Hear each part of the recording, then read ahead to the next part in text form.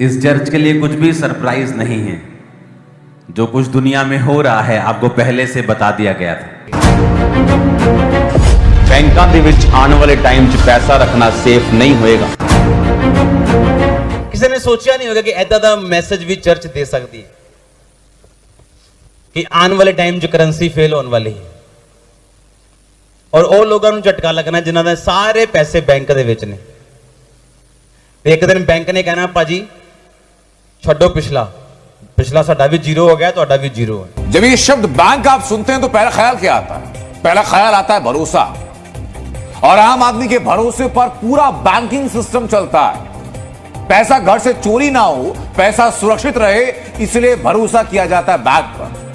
आपको पता तक नहीं चलता कि आपका उस वही बैंक, आपके उसी बैंक में बेईमानी होती है। और जब पता चलता है और आपको बताया जाता है कि बैंक में जमा सारा पैसा फ्रीज हो चुका है, सारा पैसा रोक दिया गया, एक नया पैसा जो अपने खाते में आपने जमा किया उसमें से आप एक नया पैसा निकाल नहीं सकते। एक बैंक की लगभग 26 ब्रांच बंद कर दी, उससे पैसा नहीं निकाला जा सकता। उसके बाद की तस्वीर देखिए, अगली तस्वीर, बैंक के बाहर ग्राहकों की भीड़ लग गई, जमघट लग गया, सैकड़ों हजारों ग्राहक पहुंच गए बैंक के बाहर लाइन लगाकर। ये आप देख रहे हैं, लोगों की भारी भीड़ आपको नजर आ रही है चारों तरफ। ताला लगा है, बैंक के बगल में एटीएम है जो सर्विस में नहीं है, उसमें कैश ही नहीं बचा है। देखिए जरा, बैंक पर बैन और लाखों लोग बेचैन हैं। क्या कहना चाह रहे हैं लोग बैंक पहुंच रहे हैं, दौड़े दौड़े बैंक पहुंचे, लेकिन बैंक का शटर बंद, ATM out of service. RBI के फैसले से हजारों लोग बेहद परेशान हैं। एक बैंक पर बैन लगा तो हजारों की मेहनत की कमाई अटक गई है। कोई शटर तोड़कर बैंक में घुसने की। आई थिंक ये कल परसों की न्यूज है, आई थिंक 2-3 दिन 4 दिन पहले की। कुछ लोगों की प्रॉब्लम ये है कि जब उन्हें मैसेज दिया जाता है उन्हें तब समझ नहीं आता। कोई पाप में जाकर गिर जाए और उसको सजा मिले तो परमेश्वर खुश नहीं है उसे सजा देके। मैं आपको यह भी बता रहा हूं, क्योंकि परमेश्वर यह चाहता है कि हम सब बचें। अगर कोई पाप में भी है, चाहे वो सेवक भी क्यों ना हो, वो भी बचे। इसलिए जो वर्तमान में हो रहा है मैं उस पर कभी भी रिएक्ट नहीं करता हूं, क्योंकि मुझे वही बोलना है जो पवित्र आत्मा ने मुझे बोला। और जब मैंने बोलना है, मुझे किसी की परवाह नहीं है कि कोई क्या भाषण दे रहा है प्यार के ऊपर। अब तुम्हारा प्यार कहां है? अब तुम भी वही चीज बोल रहे हो जो मैं 2 साल पहले बोल रहा था। कितने मेरी बात को समझ रहे हैं? अब तुम भी वही बोल रहे हो। प्रॉब्लम यह तुम्हारी स्पिरिचुअल आईज बंद हैं और तुम, मैं व्लॉगर की तरह नहीं हूं कि आज का व्लॉग और कल का व्लॉग, आज क्या हो रहा है और कल क्या हो रहा है। हम परमेश्वर के दास हैं, हमें आने वाले समय में दिखता है ये होगा और ये होगा, ये होगा, ऐसा ही होगा। अगर आप इस वीडियो को दोबारा चला के देखा, मैंने कहा सुबह एक दिन आप उठेंगे और आपको मालूम होगा कि आप अपने बैंक में से पैसा नहीं निकाल सकते। तब लोग सोचते ऐसा कैसे हो सकता है, ये तो ऐसे होता है, इनकी इतनी गारंटीज होती हैं, ये तो ऐसे हो ही नहीं सकता है।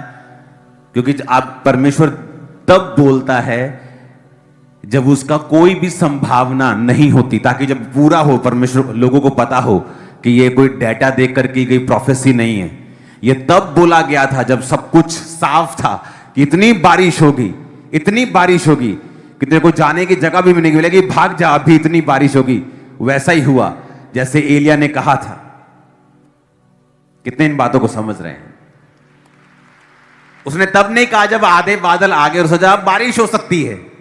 सब बता सकते हैं बारिश हो सकती है, लेकिन उसने तब बताया जब एक सिर्फ मुट्ठी भर बादल, जब परमेश्वर ने कहा कि अब बारिश होगी, और उसने देखा और कहा अब चला जा, क्योंकि इतनी बारिश होगी शायद तू यहां पर सरवाइव भी ना कर सके, तेरा रथ भी रुक जाए, अब चला जा।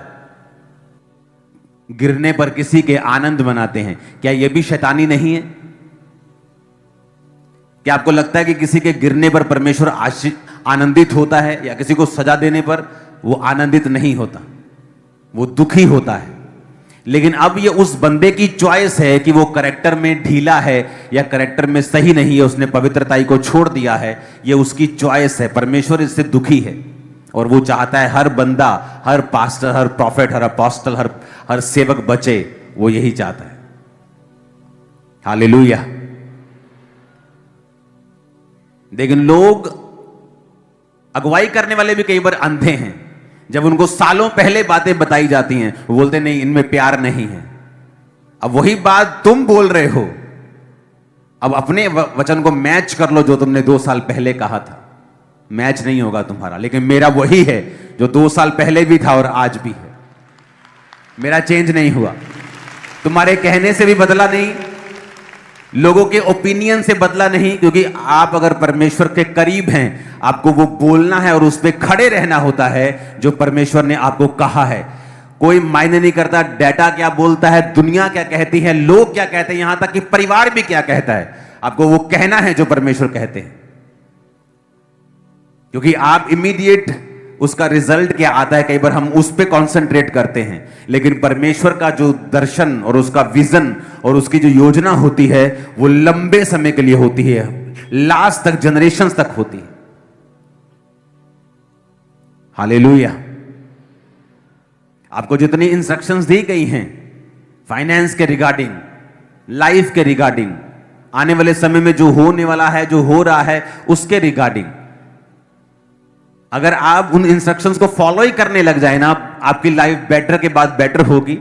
आप विक्टिम नहीं होंगे शैतान के, परिस्थितियों के, इकोनॉमी के, घटनाओं के, दुर्घटनाओं के। आप बचेंगे, आगे बढ़ेंगे, दलेरी आपका हिस्सा होगी, सामर्थ्य आपका हिस्सा होगी, और खुदावन सिखाएगा आपको। कई बार चीजें आपको अब समझ नहीं आती, जो आपकी लाइफ में घट रहा होता है तब समझ नहीं आता, क्योंकि हर एक चीज का एक सीजन होता है। बाइबल कहती है जो परमेश्वर का भय मानते हैं, उसकी आज्ञाओं पर चलते हैं, वो बहती हुई नदियों के किनारे लगे के पेड़ की तरह है। लेकिन फल वो समय पे ही देता है। इसका मतलब ये नहीं कि नदी के किनारे लगा है तो हर टाइम फल लाएगा। परमेश्वर ने कहा वो अपनी ऋतु पर फलता है और फल देता है।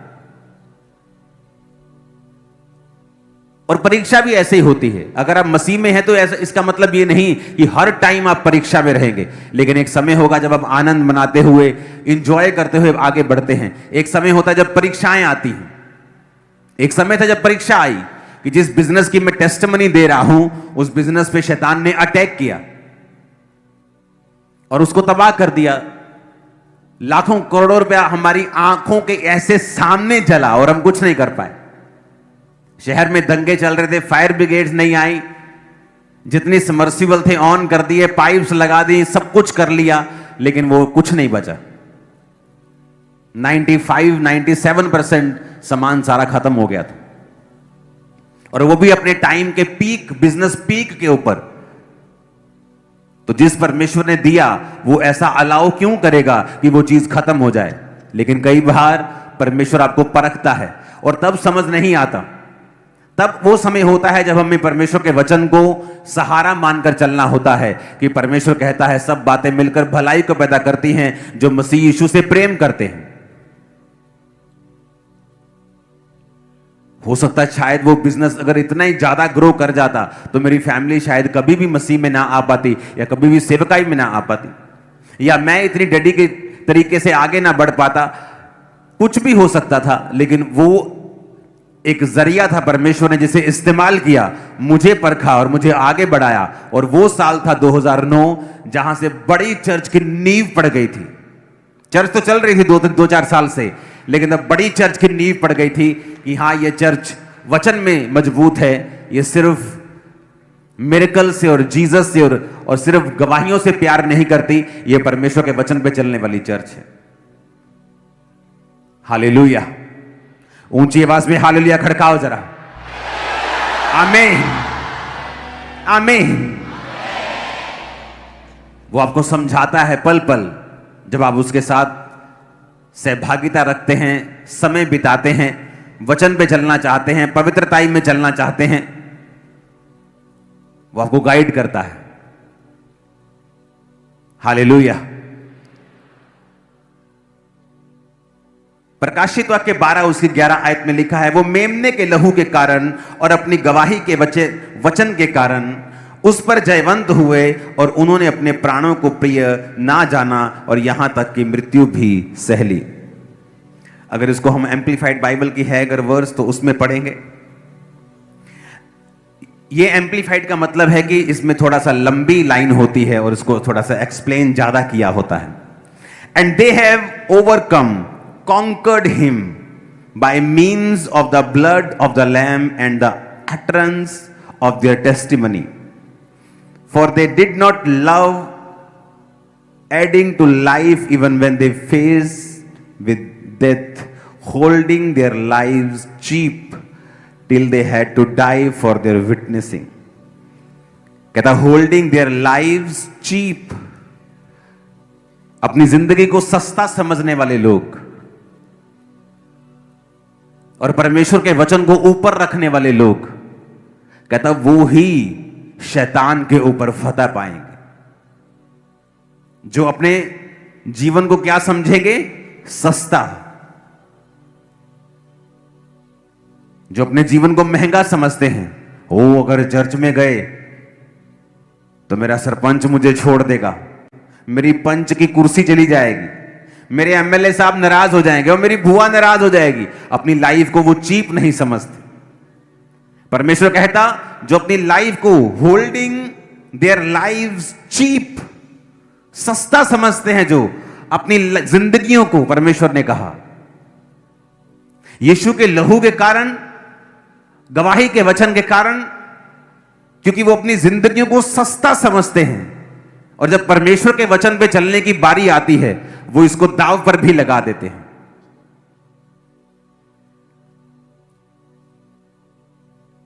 कल एक वीडियो इंटरनेट पे हमारे सामने आई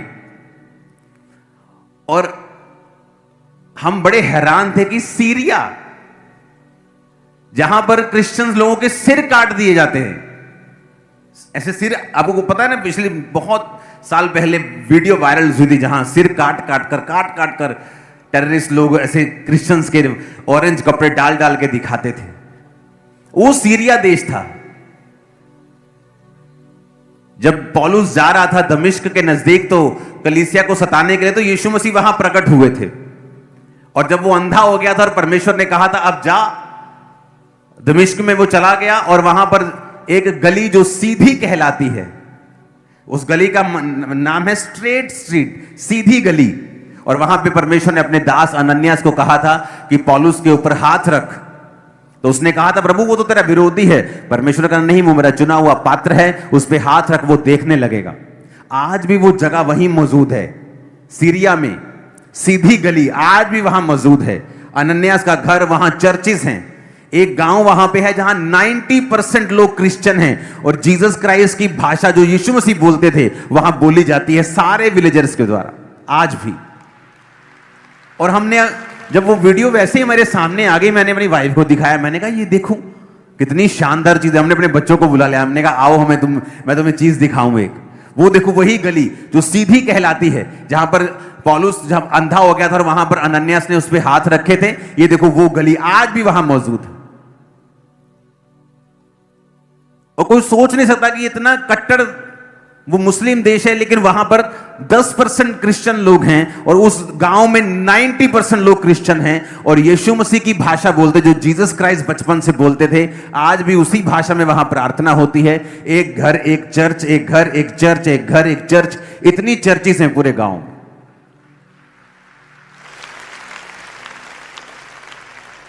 और हम देख के आनंद ले रहे थे, दिल करता था वीडियो खत्म ही ना हो कभी भी.